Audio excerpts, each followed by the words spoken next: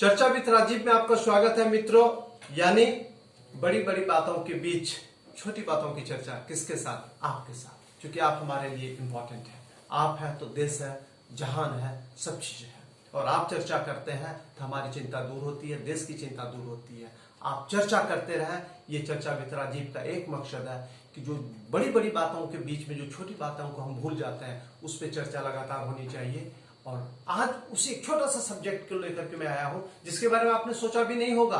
क्योंकि आज आप कोरोना से लड़ाई लड़ रहे हैं, चीन से के बारे में आप सोच रहे हैं, आप चीन से मुकाबला करने की तैयारी कर रहे हैं। कोरोना से हम लड़ाई लड़ रहे हैं, चीन से भी लड़ाई लड़ रहे हैं, कई फ्रंट पे हम लड़ाई लड़ रहे हैं। इतनी बड़ी बड़ी बातों के बीच में छोटी बातों की चिंता कौन करता है? लेकिन राजीव बीच चर्चा का यही खासियत है कि हम बड़ी बड़ी बातों के बीच में छोटी बातों की चर्चा करते हैं। छोटी बात आपके लिए हो सकता है, लेकिन वो राष्ट्र के लिए, सामान्य लोगों के लिए ये बातें बड़ी है। जी बिल्कुल सही समझा आपने। आज हम चर्चा कर रहे हैं भारत रत्न, जिनको भी शायद भारत रत्न मिला नहीं है वो, लेकिन भारत रत्न है। आज उनकी जन्मशती है। गेस कीजिए वो कौन है? वो है हमारे former prime minister PV Narasimha Rao. PV Narasimha Rao का नाम आते ही हमारे दिमाग, चेहरे पे चमक आती है। क्यों? This was the man, this was the leader who opened up our economy, who took the courageous decision to liberalize our economy। कितना बड़ा लैंडमार्क डिसीजन था। आप सोचिए 1992 के तक हमारे देश की क्या स्थिति थी, और 1992 के बाद हमारे देश में जो बहुआयामी बदलाव आया। And the credit goes to whom? The credit goes to Shri PV Narasimha Rao. वो हमारे बीच नहीं है, लेकिन उनका लिगेसी जो हमारे बीच है उसको हम हमेशा रिलीज करेंगे। We will always remain grateful to this great soul of our country, to this great beloved son of the mother India, जिसको हम चाह करके भी नहीं भूल सकते। हम इनके कंट्रीब्यूशन को अंडरस्टिमेट नहीं कर सकते। That's why I say he was a true Bharat Ratna. देश उनको भारत रत्न की उपाधि दे या ना दे, लेकिन वो हमेशा एक विशुद्ध रूप से भारत रत्न के ही रूप में याद किए जाएंगे।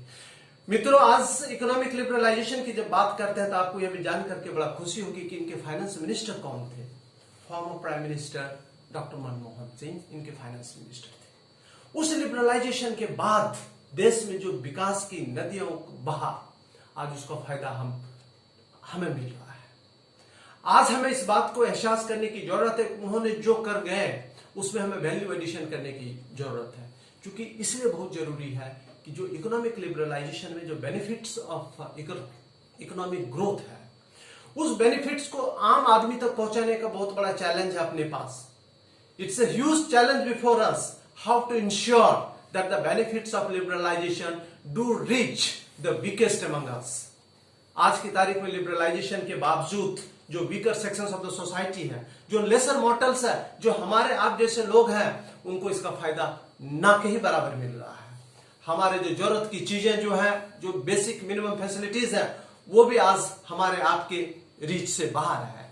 जो क्वालिटी फैसिलिटीज है उसकी तो हम चर्चा ही नहीं कर सकते हैं। उस पर जितनी कम चर्चा करें, जितनी कम बातें करें, उतनी जरूरी है। तो आप मित्रों, अब आपको समझ में आ गया होगा कि कितनी छोटी सी बात पे आज हमने आपसे चर्चा की, लेकिन ये कितना महत्वपूर्ण है।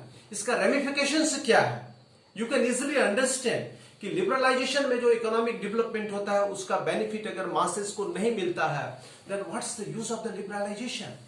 लिबरलाइजेशन का जब आइडिया पीवी नरसिम्हा राव जी ने अडॉप्ट किया था अपने देश में, तो उन्होंने एक वर्ड यूज किया था, इंक्लूसिव लिबरलाइजेशन। एक ऐसा लिबरलाइजेशन ड्रिवन ग्रोथ जो इंक्लूसिव हो। Inclusive should, this growth process should be inclusive in more ways than one. यानी कि quality health and education facilities affordable, ethical हो, और जो ताकि सब इसका बेनिफिट उठा सके। वो आज हमारे सामने एक चैलेंज बना हुआ है, लेकिन हम उम्मीद करते हैं हम सबके प्रयास से, गवर्नमेंट के प्रयास से ये चीजें ठीक हो जाएंगी। मित्रों, एक चीज और मैं कहना चाहूंगा, पीवी नरसिम्हा राव जिसके लिए हमेशा याद किए जाएंगे। ये पीवी नरसिम्हा राव का ही टाइम था जब आपको आरक्षण को लेकर के देश में लड़ाई छिड़ी हुई थी और सुप्रीम कोर्ट में मामला था। सुप्रीम कोर्ट में सरकार ने इस मामले की लड़ाई बेहतरीन तरीके से लड़ी, और सुप्रीम कोर्ट इस बात से कन्विंस हो गए कि ये जो अफर्मेटिव मेजर है in the form of reservation is the need of the hour. और उन्होंने मंडल कमीशन के कुछ रिकमेंडेशंस को इंप्लीमेंट किया, और वो एक जो मोस्ट इंपॉर्टेंट रिकमेंडेशन था, शायद वही एक इंप्लीमेंट हुआ, जो कि अदर बैकवर्ड क्लासेस को गवर्नमेंट जॉब्स में इन्होंने 20% आरक्षण देने की बात, जो गवर्नमेंट का डिसीजन था जो डिसीजन उस दिनों की सरकार श्री विश्वनाथ प्रताप सिंह की सरकार ने जो लिया था उसको उन्होंने माना। तो मित्रों, पीवी नरसिम्हा राव कई चीजों के लिए याद की जाएंगी। छोटी छोटी बातें हैं, लेकिन इस पे आज हमें चर्चा करने की जरूरत है। उनके द्वारा उठाए गए इनिशिएटिव्स पे आज हम बड़ी बड़ी बातों के बीच में भूलने की जरूरत नहीं है, हम चर्चा करें, क्योंकि ये आम आदमी से जुड़ी हुई बातें हैं, ये आम आदमी के इश्यूज हैं। खास आदमी इस पे ज्यादा चर्चा नहीं कर सकते, लेकिन आम आदमी को इस पे चर्चा करने की जरूरत है। आज चर्चा विद राजीव में इतना ही। मुझे उम्मीद है आपको ये चर्चा पसंद आएगी। आप इसको शेयर करें, आइडियाज को शेयर करें, चर्चा को आगे बढ़ाएं। धन्यवाद। जय हिंद, जय महाभारत।